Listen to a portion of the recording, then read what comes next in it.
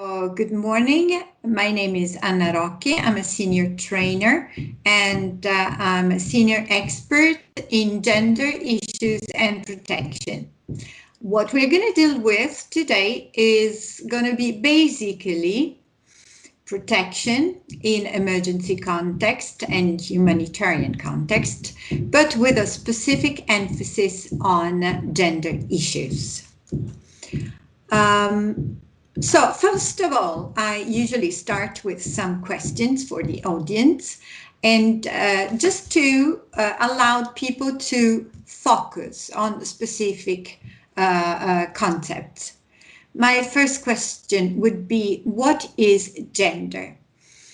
Why? Because gender is a concept quite difficult to be pointed at. It is basically Sorry for interrupting you. Sorry for interrupting. Can you just close the window in which you see my logo? Because this is it's right on top of, yes, that's one, correct. Now you can proceed. Thank you. Okay, so as far as gender is concerned, it is normally considered to be a kind of multi-sectoral type of concept. So here we have a definition which comes from the Oxford Dictionary. So it's a very straightforward and very general definition where you have gender defined as the state of being a male or female, typically used with reference to social and cultural differences rather than biological ones. So even from this, which is a very general kind of definition, what we have a definition of gender as linked to cultural differences. Here it is a little bit of terminology which reinforce the concept where gender is something extremely different from the biological definition of sex, which is basically a physiological characteristic of being male and or female. So it's based on genitalia, reproductive organs, chromosomal complements, and so on. Gender, whereas, refers to a socially constructed concept, which is externalized through roles. Roles are basically the actions that we put in place, and through these actions, what we do, we basically identify ourselves as females, males, or anything in between them. Okay, so here we have some more terminology where sex and gender are taken into account from different point of views. But I would like to recall your attention more on the roles and how they are affected. Roles are affected by several factors. One is age. For example, we have definitely a way of expressing our femininity at 20s, which is completely different from what we do as women in our 50s or 40s or 60s. So age has an impact on gender roles. Same thing, classes. Class is a different thing from economic status. You can have people with a lot of economic means, such as, powerful from a money point of view, but with belonging to a very lower class. Or you can have vice versa, people belonging to very high level class, but with a very low economic status. Race does influence the way in which gender roles are played. Same thing for ethnicity. So belonging to different, for example, clanic groups. Religions and ideologies definitely do have a say, a strong say on gender roles. So men in certain religion groups do act in a certain way, do not act in other ways. I like to think, for example, in terms of religion. I remember when I used to be a fan of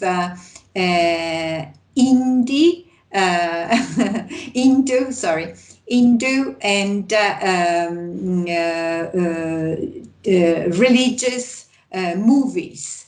And I remember that, for example, in these movies where different religious sects or groups were represented, often men used to be considered as extremely masculine when they were able to cry. So, whereas, for example, if you think about the Western countries' conception of men, an alpha man, is the one who is not crying. So, religion and belonging to certain ideologies definitely give a different impact in terms of externalization of gender roles.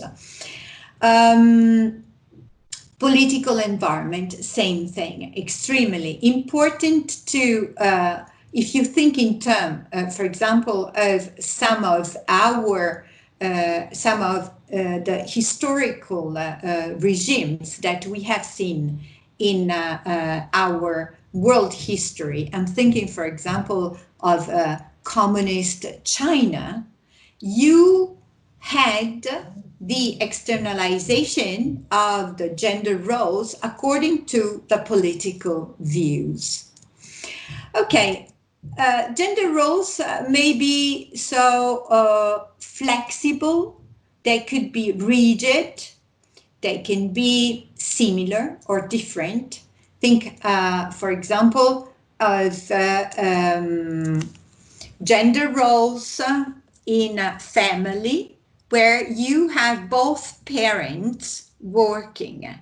So you can have a very kind of parenting role allocated in between the two different parents. So you might have the father having a strong parenting role in certain moments of the day, whereas the rest of the day is given to the mother. So they can be very similar, and they can also be complementing each other.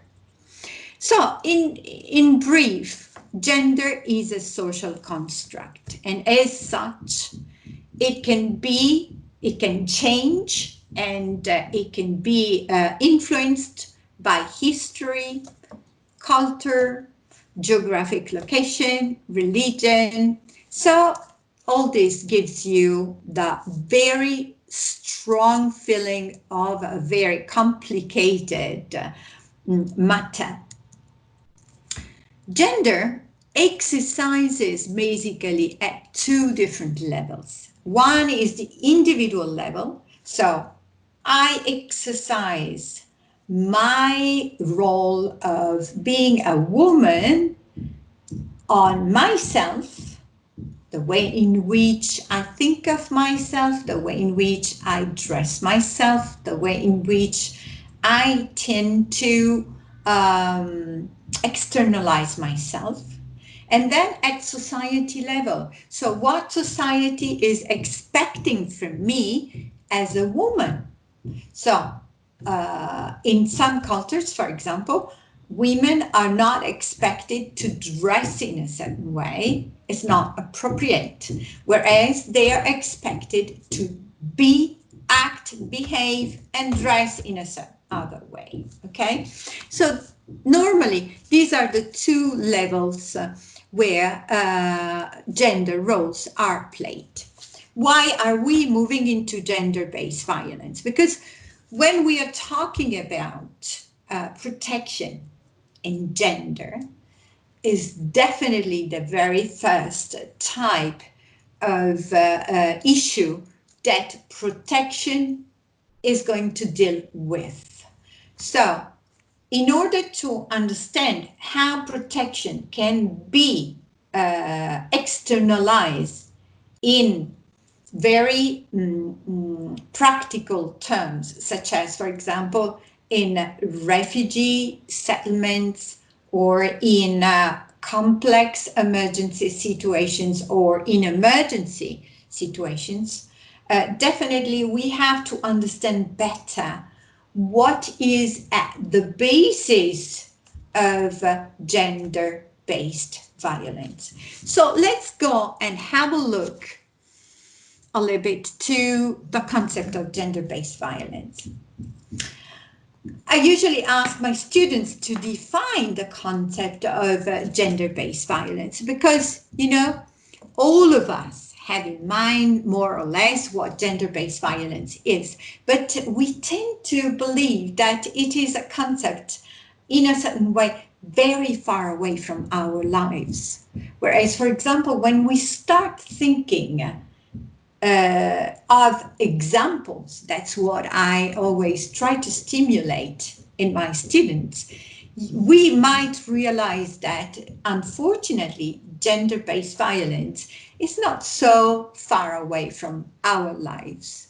And if we look at the statistics and we see that unfortunately the largest part of gender-based violence is the type of the most vicious one is exercise at home. So in the very nuclear, most intimate familiar nucleus, we understand that maybe our attention should switch more on certain behaviors in order to better understand, especially in our profession, if there might be signs of gender-based violence.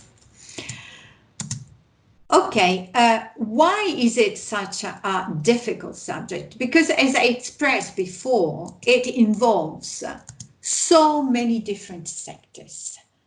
We have seen cultural, social, individual, economic, educational, so on and so forth. So how can it be eradicated? Unfortunately, I'm afraid to say that I wouldn't think of an eradication of the phenomenon, at least for the next decades. But for sure, we can do something. And while thinking of how to work with emergency situations, with settlements, definitely we have to think in terms of protection and gender-based violence. So, which are the main components? The main components, as I said before, are cultural, social, economic, educational, and legal. Now, I will introduce you to some of the most relevant legal aspects. Why? Because basically, until a type of crime, a type of violence is not included into a framework, we can never hope to having the right tools in order to do something, to change things in that specific situation.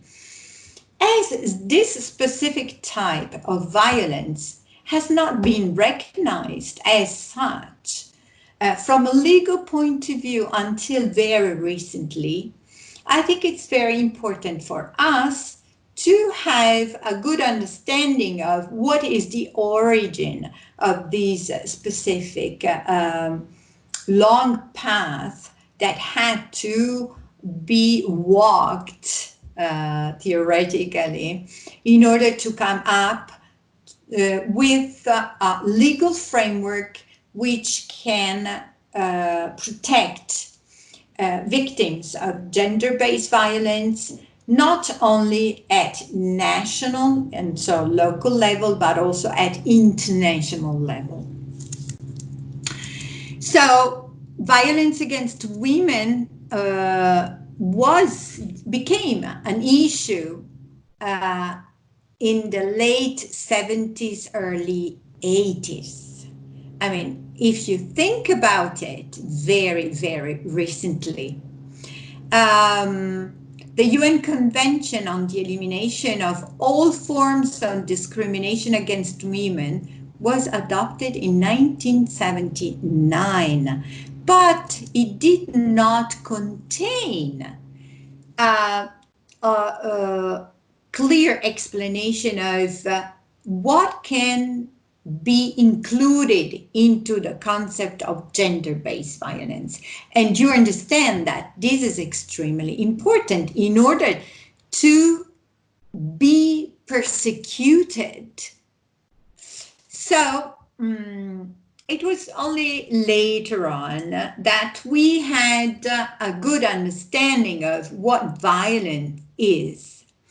In this specific case, I am taking into account gender-based violence from a women perspective, but please do believe me, gender-based violence is exercised not just on the side of women, but also on the side of boys, on the side of men.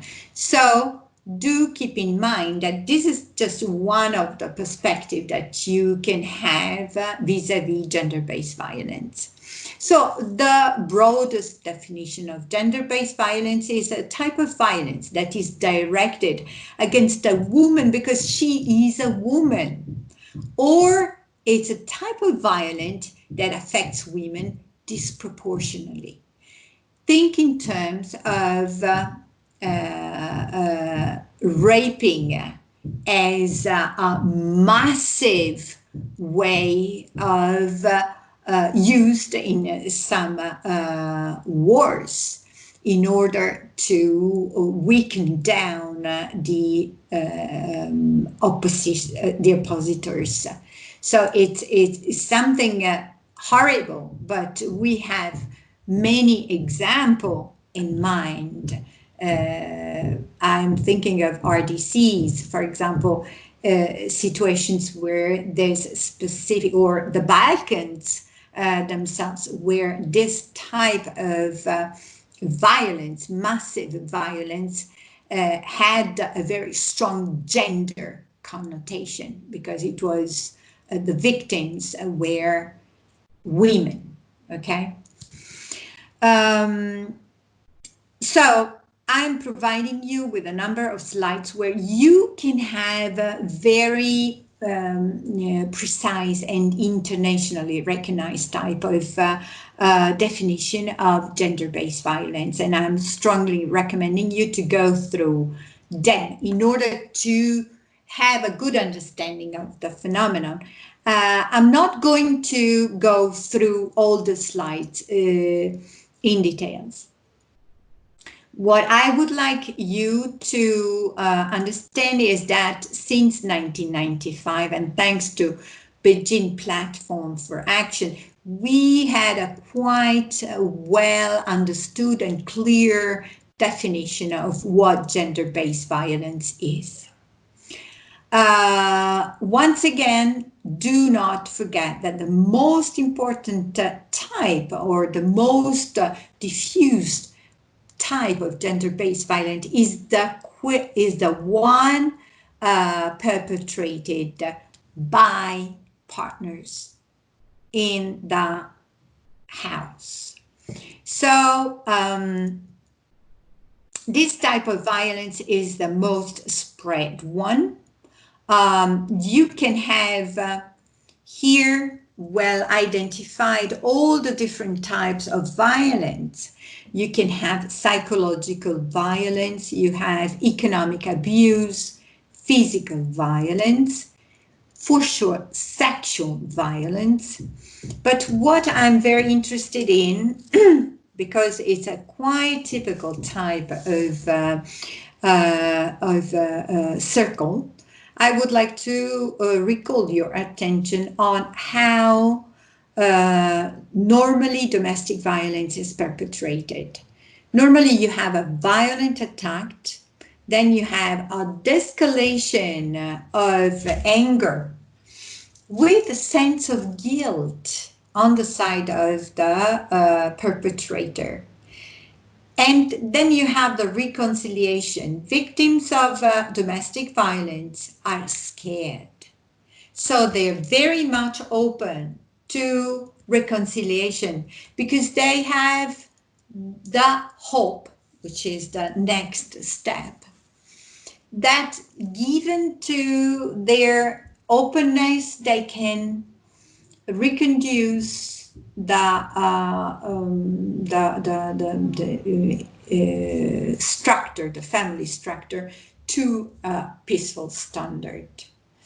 Nothing is more far away from truth than this, because at the first occasion of stress and tension, it could be, you know, problem at work, it could be a baby crying at night, so less sleep. You have a growing of tension up to the escalation of angry feelings, triggers. It can be anything, you know, just popping down from the table a glass of water, and you have again the violent attack. It's very important for us to understand this, because in our work, especially in a situation of emergency, oftentimes all these signs are just mixed up with the sense of constant emergency, which is around us in a camp, in a settlement, in an emergency situation. So it's very difficult to pinpoint some of these signs, especially if we do not understand that as a part of the circle, we have reconciliation and hope. Okay, so for sure, at family level, domestic violence can have significant impact on parenting capacity. Children are definitely victims of this situation because they're definitely, oftentimes, they love both parents. The framework in which they live is full of anxiety, it's full of violence. Oftentimes, the victim of domestic violence is the wife, so the children do not have the means to defend their mother. So they're extremely stressed, and oftentimes they show it by having a way of acting which are unusual, like, for example, wetting bed for a very long time, even though they're grown up, and this can become a trigger for violent episodes. Or they can become adult, so they try to put themselves in between the father and the mother, or they can feel constantly guilty. If I didn't cry, my father would have not been stressed and he would have not beat up my mother. So they feel responsible. So definitely parents become too much stressed to follow up, to concentrate on children. Children are too stressed up in order to be children. So they tend to become somebody else. So thank you very much. This is the very first session. If there are no questions, and I guess there are not, I will move on to the second part of our training session. And in particular, I would like to concentrate more on protection and gender. So what is protection? Protection is, it includes all the activities aimed at obtaining respect of the rights of the individual according to law, human rights law, international humanitarian law, and refugee law. That's the most important aspect, and that's the reason why I was stressing before the issue of gender and the legal framework where gender now is posed, because it links to this. And thanks to this, gender can be part of protection. There are some key principles that need to be incorporated into all programs. The first one is do not harm, which means to keep an eye on the environment in which the assistance is provided. We will see better what's the meaning of it. Take all responsible steps to ensure that affected population is not subject to violent attacks. Always, when we're dealing with protection, we come up with handling sensitive information. So watch out to the way in which these sensitive informations are handled. It can be a matter of death and life for the person involved. But we do have to intervene, but without undermining the possibility of local resources to grow and to create their own forms of resilience. Another principle is non-discrimination.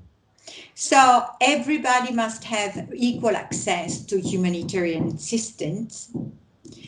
And so assistance has to be based on basic needs, but watching out for any form of direct or indirect discrimination. The other principle is human rights-based approach.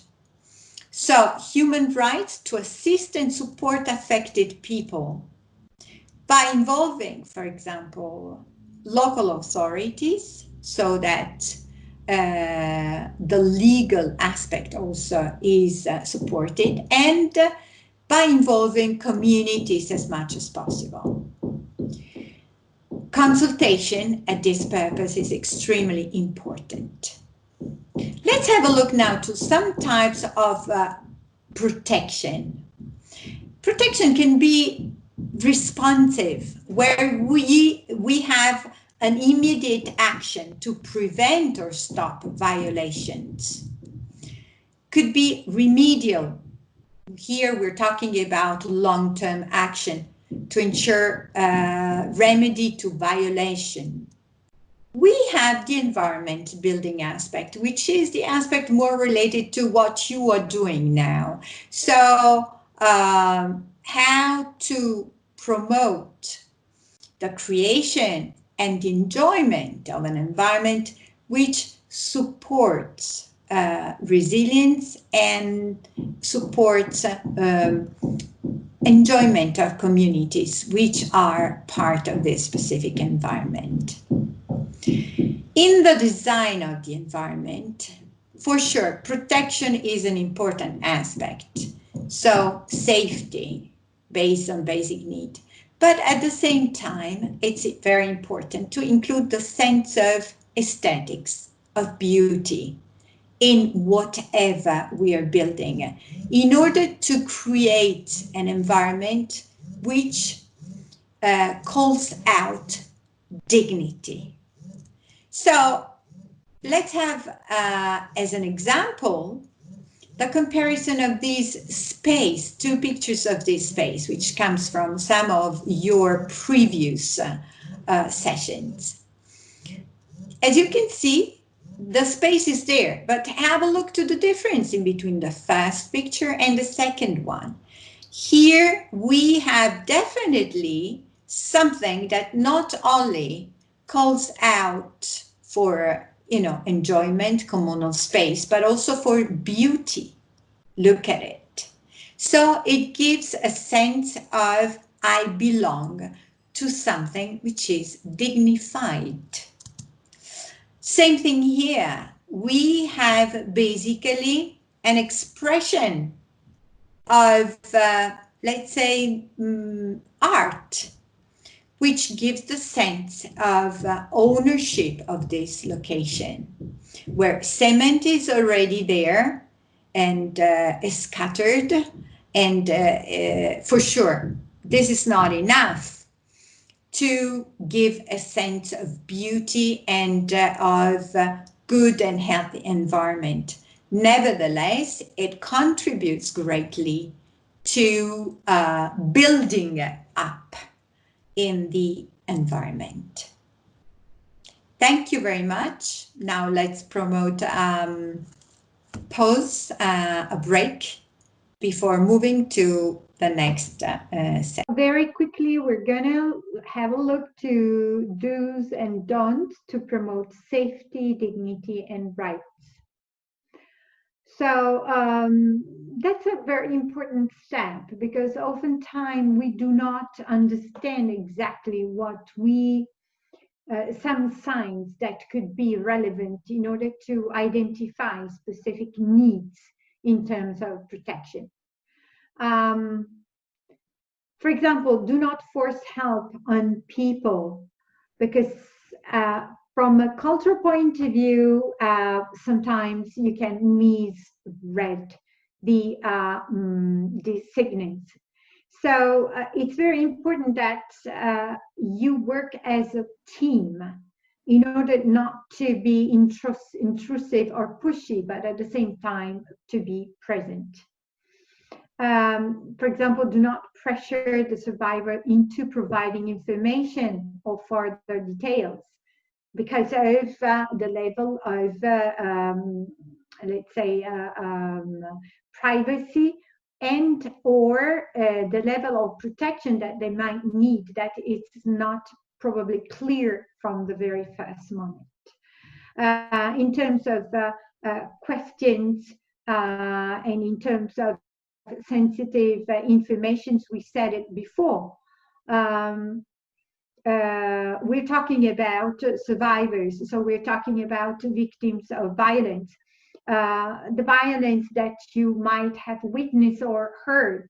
It could be something that for you is not well comprehensible, but you never know. So it's always a very strong recommendation that one of not minimize the violence. Among the don'ts, do not provide counseling. There are specific people taking care of it. So just, give a signal to the authorized team and do not try to self-impose yourself.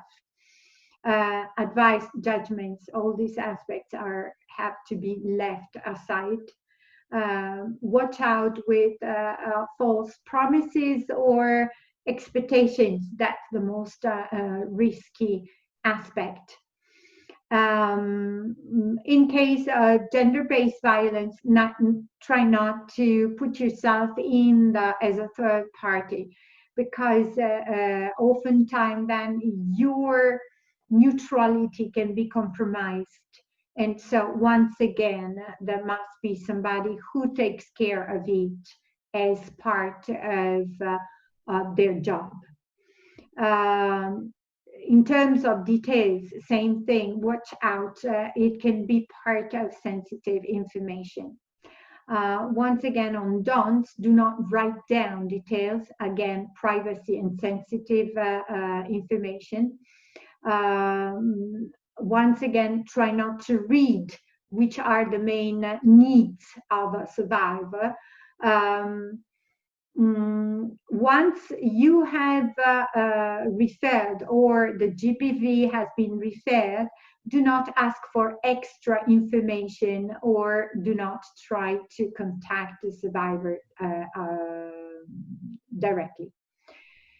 be prepared. This kind of things happen all the time, unfortunately, in emergency circumstances, and do include it, as we gave some examples, and we will see it much better in the latest part of this training, of this session training. And do not be prepared, because this type of things happen, and do include it in your design. Address basic needs. Make sure that if you think that a case happened or might happen, and try to inform the right person, provide practical care and support in case of something evident, and help people also to contact their friends or their family. Confidentiality is required, and listening without asking. All the time when we are in a certain environment, we have to be aware of the religious and social or cultural beliefs, in order not to offend, or in order to understand better the interpretation of the gender role. Do offer comfort to help reduce anxiety, and work out of your judgments. Limit the number of people informed about the case, because gender-based violence are always have to be treated with confidentiality and by the ad hoc team. Okay, do you have questions concerning this specific part? Because if not, we can switch off to the latest part of my session, which is, just a moment, because I need to move this, otherwise I cannot. Oh, yeah. Okay, good.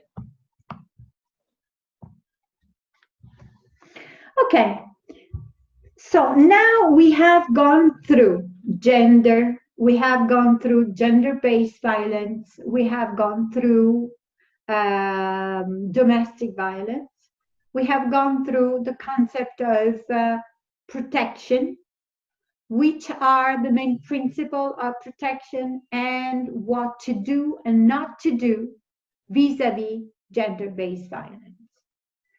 Now, with all this in mind, and the links that we have already created with the aspect of the design of the camp, and so the allocation of the different resources and of the different shelters, we have to look into gender protection mainstreaming.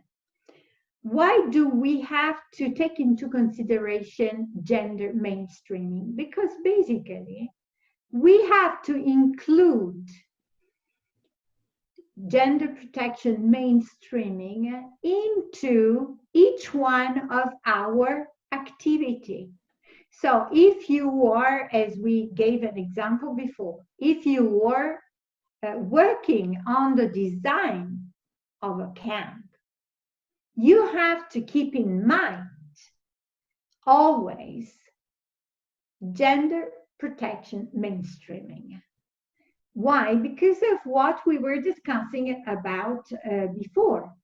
Lighting system, position site for toilets, alleys, streets, contacts in between the community and the host community, and so on and so forth. But all this has to be read through a good analysis on your site of gender. We said at the very beginning that gender is a social construct.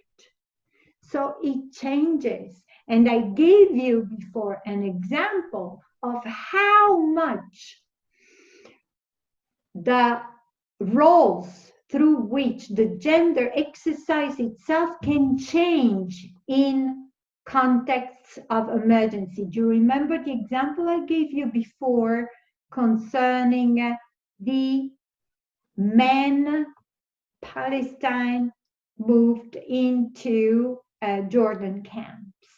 Okay, so gender mainstreaming is the act of including basically all the main principles in every action that you promote, whatever is your sector. So if you are an architect, if you are working in wash, if you're working in health, whatever, you need to include it. And so identify the main principles and the main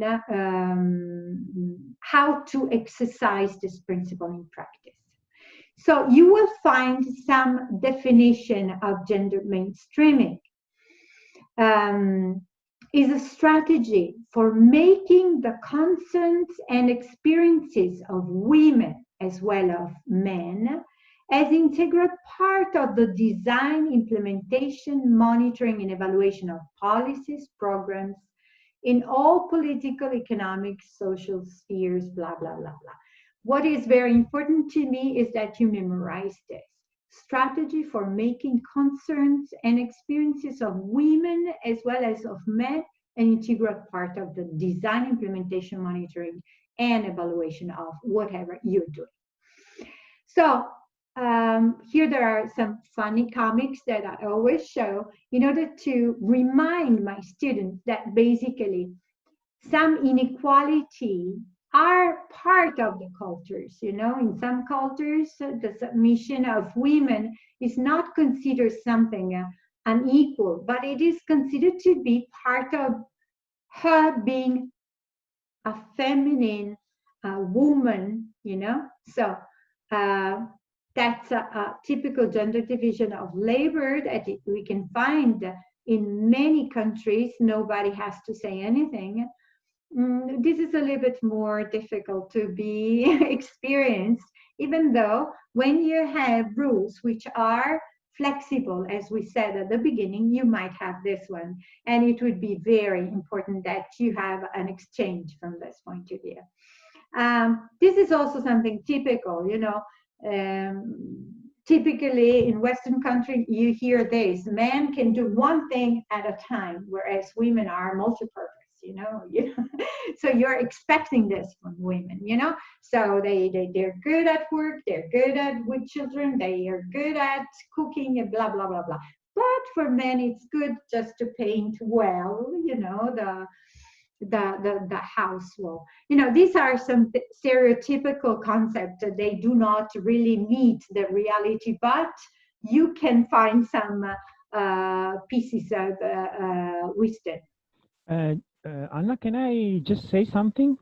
Please, please. I love to be interrupted. Okay. In some of the previous sessions, we have briefly discussed the fact that during daytime, the dwellers, the people that are actually living in the camp, are mostly children and women, and because sometimes a man goes outside for seeking for income generation activity. So actually, the large majority of the population who is actually living inside the camp are women, so and children. So we have specifically to think about them when we design a camp. I know that there are a lot of constraints. I know, I'm conscious of that, but think about this aspect. Basically, we are creating an environment that in most of the cases is for women and children, and not for men, or not that much, at least in the same way. Thank you. Very, very good point. Thank you, Giorgio. It's a very, very interesting point, because instead, if you think, you know, if you have in mind different examples, this is something that is not taken into consideration, but is a very, very important aspect also from a protection point of view. So going back to mainstreaming gender, so it is important in order to reduce inequities, like, for example, you know, thinking of creating a camp by not taking into consideration this aspect. For the greatest part of the day, children and women are part of the camp. So you have to include in the design this aspect. Otherwise, you're going to commit an inequity. So you respond also to specific needs of the population, and you give the opportunity of enjoying equal level of protection.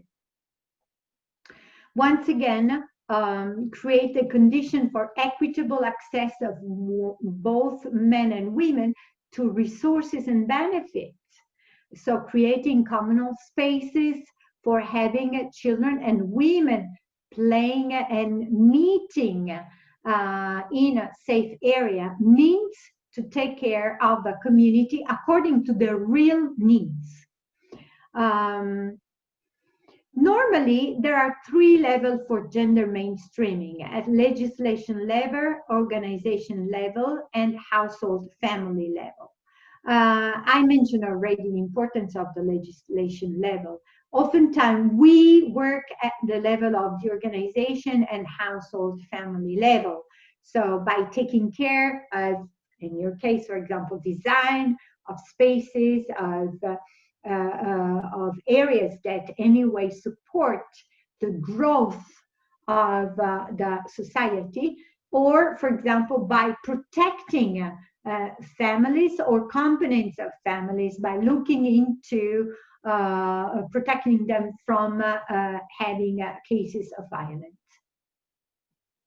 I'm going to provide you with some pieces of information concerning how do I gender mainstream anyway. One very quick forward type of exercise is this one, you know. So what is your problem? So it's a very straightforward but believe me, very much effective type of scheme. Basically, you have a problem, so you analyze a specific problem. You identify potential solutions. How? Normally, you know, by consulting both with technical people, but also with the communities involved. And what you try to understand is how the problem is affecting women and how the problem is affecting men. So effect on women, effect on men. And in terms of solution, which are the inputs that could be promoted by women and the input by men. It's a very straightforward, very simple type of exercise, which will help you very much in understanding how to address specific practical problems. For example, in a refugee camp, you have a lot of issues that you must take into consideration whenever dealing with the aspect of protection, and in particular, protection of women, protection of children, but specifically of women. For example, lights, as we mentioned before, you know, having some areas of the camp with strong lights and some other areas in the shade, it can create major problems. Position of toilets is not just a problem, you know, a physical problem. So I remember at the very beginning of my career, I was volunteering in a big, huge refugee camp in Ethiopia. And I remember every single time it was raining, these people were flooded with anything coming out of the toilets. So, but that's not the only problem that you have to think of whenever you're thinking of where to set the toilets. You know, this is a major problem, but also safety, protection. Keep in mind, for example, that women need toilet much more than men. If you think about, you know, when you yourself go to a public toilet, you will see that for men, you have nobody, and usually you have for women a long queue of women waiting. Why? It's not just because, you know, we like to go to the toilet for makeup, but because it's physiological. So that's something that has to be taken into consideration, and has to be taken into consideration seriously when we are talking about the design of a camp. Common areas. It's very important to make people connect together also on daily issues, such as, for example, taking care of their children, having children meeting and playing with each other, or just, having people talking. But how to set the common areas, how to give the common areas the real openness in order to be to embracing the real needs of that community. It means also to embrace the idea of beauty. So it's very important to have a good understanding of the communities, so which are their background in terms of also aesthetic feelings of the environment, and try to insert it. That's why also it's very important not to have judgmental ideas. So it's not just your concept which is the right one. The right one is the concept which is reflecting their mentality. The way in which streets, paths, alleys are organized, shops, and so on and so forth. So these are all aspects that you need to take into account in order to avoid something like this, basically. So what can you say about this from a protection point of view? How would you define this? Guys, you have to speak up, because we have spoken about this settlement one of the very first day. Yeah, sure. I can add something for this example. For example, as we spoke before, the distance between the two shelters, this tiny space would be a bit. It doesn't guarantee, let's say, protection for both households. Yeah. What else? What else can we say on the basis of what we said until now? We said that the area between shelters, it's not too good, because it may consist some garbages and some not clean things. Right. Very good. I can't see any water facilities or water tanks or infrastructure or anything. Maybe sanitation blocks. Yeah, this is a good point, Rawan, because also to access to this facility that in the photo are not visible. But I mean, if I look at this this settlement, it's just like a maze. It's like a labyrinth. So the path that probably you have to do to get to the water source might be kind of problematic, considering the kind of street, if we call them streets, that you have to pass through. Thank you. Yeah. Thank you. Anything else?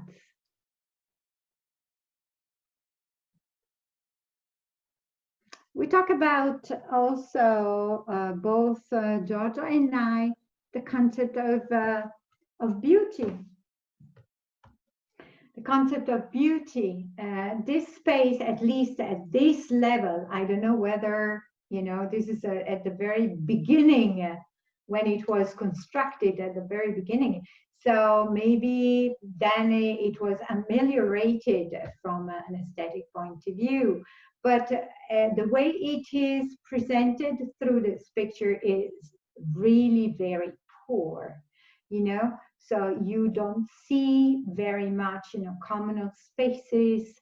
You don't see, I cannot see points of light specifically, and anyway, it's really a very bad example of how to design, especially by taking into consideration what we have been talking about in terms of gender protection. Okay, so this is the other. This is the other slide that was presented to you. As you can see, I mean, the different units are so much squeezed one to the other that really they can create major problems for safety, as one of your colleagues said, not only for criminal act, but also for garbage, and consequently having children playing with material that could be toxic or they can cut with, and so on and so forth. Yeah. So this is a very good example of a very bad case. Okay. So what is very important, and I hope that it's very clear at this point, is first of all to understand the differences from the beginning. I mean, being different is the characteristic, the typical characteristics of belonging and exercising different genders, you know. But if you do not understand the differences, how can you recreate an environment which is comfortable, which is you know, kind of can embrace the community and foster the best part of it. So by knowing the differences from the beginning, you can have different targets. So you can understand from the beginning, okay, I have to work more on this, less on this. I have to be careful on this side, and this other side, it's okay. It's very important to have affirmative actions. So do not be afraid once you have targeted in a different way your actions to promote them. And always keep in mind, it's very important to institutionalize it, the process, sorry, by addressing discrimination in order to foster partnership. Another tool, as I promised from the beginning, one tool was the grid that I showed you before. Another very important tool that you must have if you want to gender mainstream is gender mapping. What is it? So basically, it's an understanding of how, what is the composition of that specific society or community through gender, so disaggregated data.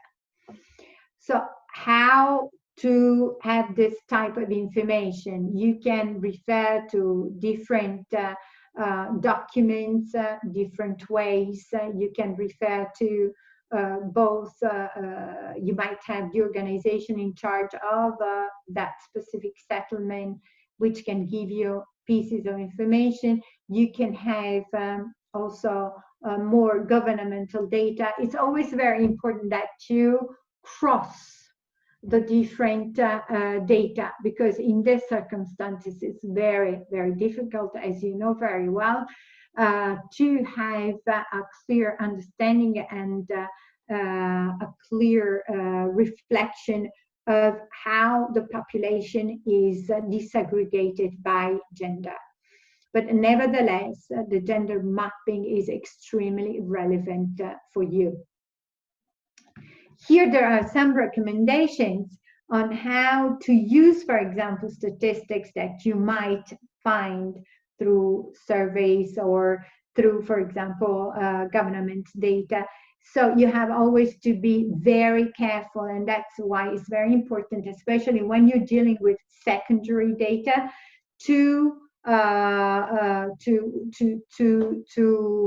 cross and try to work on different sources in order to be sure that the data are reliable.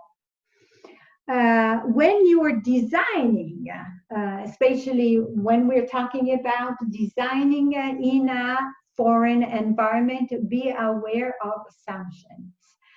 It's very easy to think, okay, these people are basically composed by, I mean, this community is composed by these people, so they have this in mind. I remember from last experience I had in this part of this country, so I can apply. All the situations are, every situation can be extremely different from the previous one, especially when we're dealing with IDPs, refugees, but IDPs especially. Differences, once again, underlying differences make really an impact, and you have to take into consideration differences more than homogeneity when you're thinking in terms of design.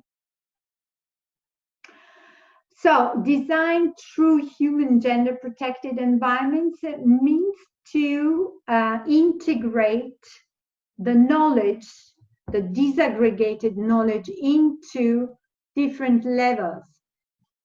It's not just a matter of creating, so design at the very first step, but also it's a matter of implementing, monitoring, and impacting the assessment of what we have created. Keeping into your mind that gender protection mainstream, it's applied to every single step. In the project cycle, basically, you must keep in mind that you have to include the gender mainstreaming at level of the analysis, from which you can have the disaggregated data and come up with the famous gender mapping. But it goes on in project planning, implementation, monitoring, and evaluation. As far as monitoring and evaluation indicators, even in this case, you can validate it by keeping in mind the famous SMART approach: specific, measurable, achievable, relevant, and time-bound.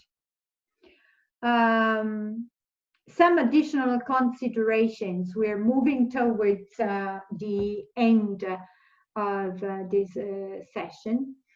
So very important is to keep an eye on disaggregated data.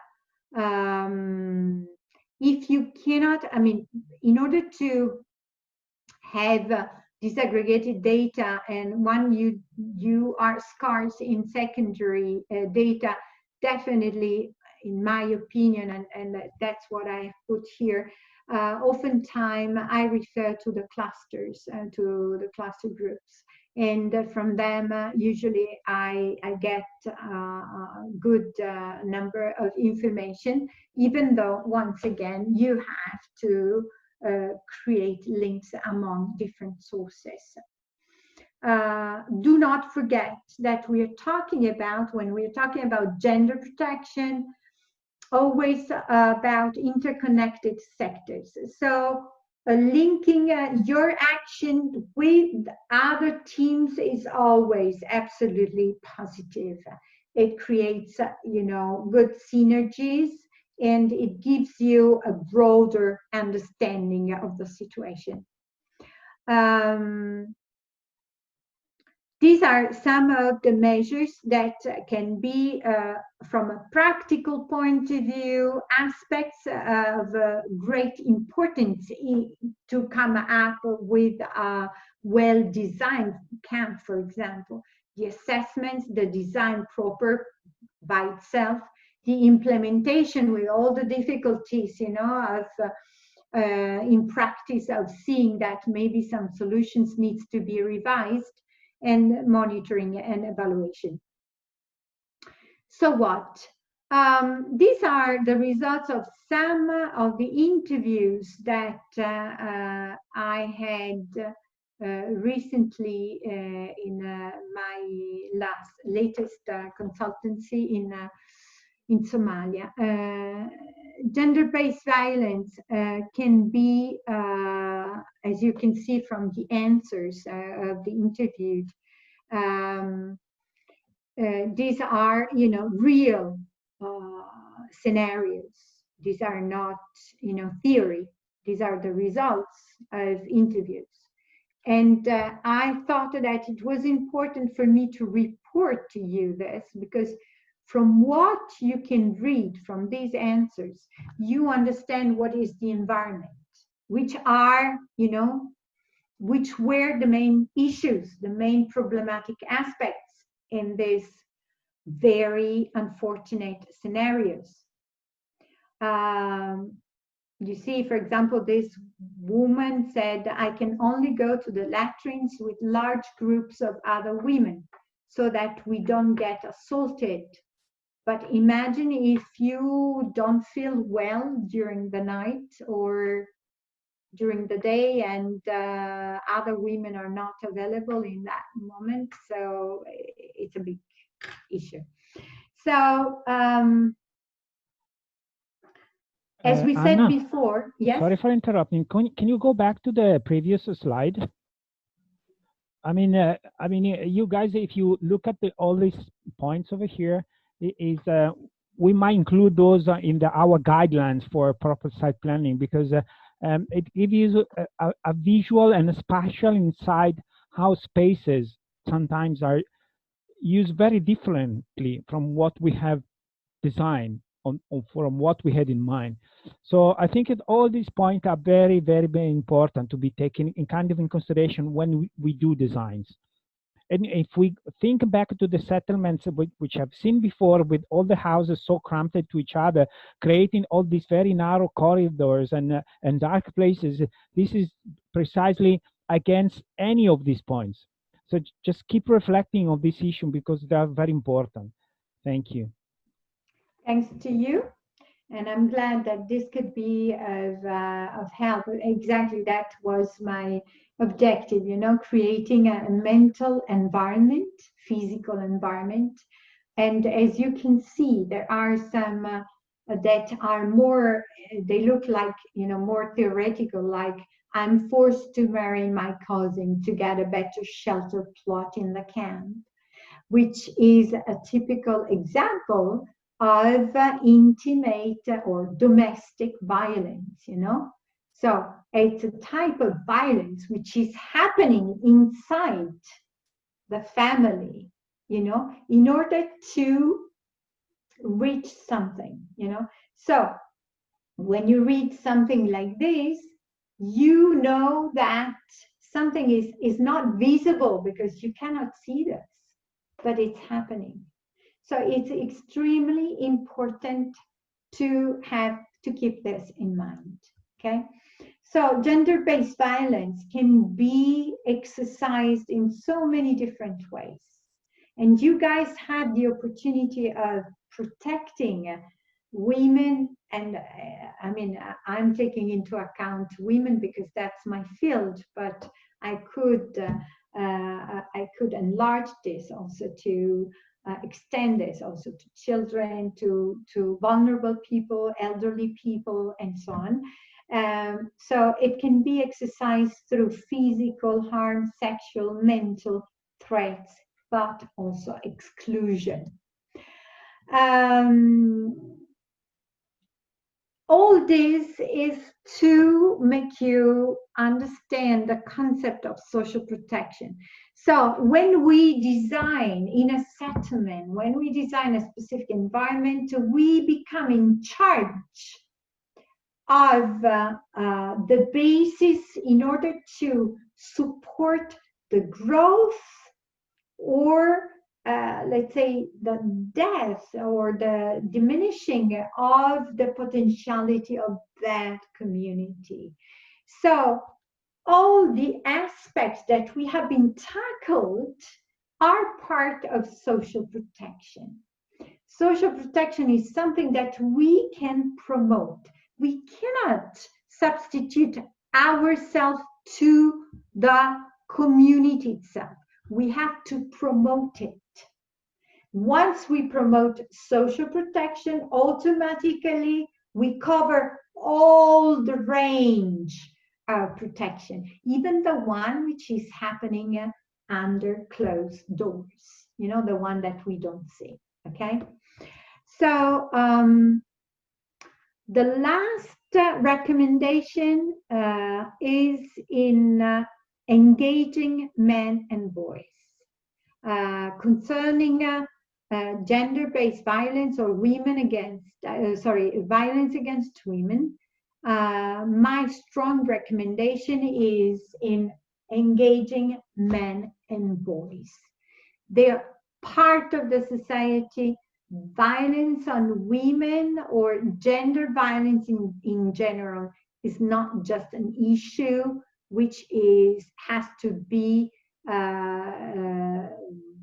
considered, has to be treated by including only the victims, but it's very important to include the perpetrators. Also because, believe me, there are so many cases of victims also among boys, for example, that are completely excluded by this scenario just because in general terms, when we think about, vulnerable targets, we think in terms of women.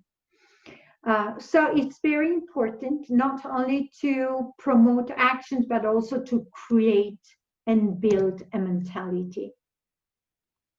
Here there is an example, and it's very interesting. I mean, you can read it by yourself. And lately, I must say that in my classes and in my work, I work more on men and boys than on women, because oftentimes women nowadays, even when we're dealing with women coming from very difficult countries, but anyway, they have in mind, kind of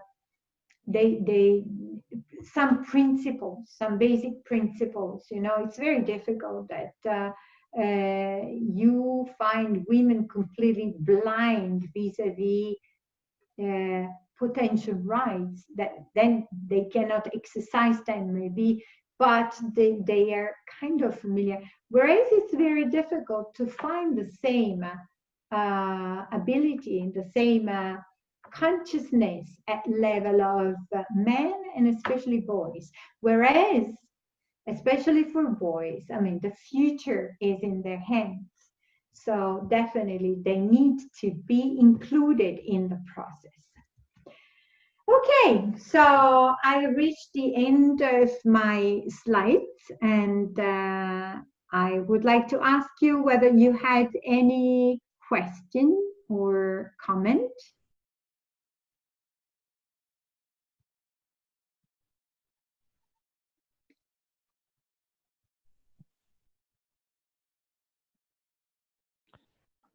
As usual, all of them silent. Okay, that's all right. It's a very silent class, but I believe that it's because it's a very reflective type of environment. So anyway, I will leave my slides, and in the slides, one of the slides, you will see there will be my address, my email address. And so I will remain available also whenever you want to, for comments or for questions, or any source you might want to ask me for in order to support what you're doing. And so if there are no questions, I would like just to thank you for your attention, and I wish you all the best for your professions and for your personal lives. So thank you very much. Once again, thank you, Giorgio. I thank you, Anna. It was very interesting. Thanks a lot. Guys, I hope you have appreciated this one. I think it's definitely important inside. The protection is all what we do. We do protection, even when we do site planning. It's probably our job is the most feasible one because it's a physical job, but all what we do is protection. Thank you. Thank you very much, and good luck to everybody. Okay. Okay. Thank you, guys. I think if there are no any other questions, Thank you very much. okay, excellent, Mahood. Thank you, guys. I think if there's nothing more, okay, I'm just reading the chat. Okay, I think it's okay. Guys, thank you so much for attending this one. I'll see you tomorrow morning, which is our last day. I was starting to get used to you all, so I would miss you, but anyway. So thank you so much, and we will catch up tomorrow.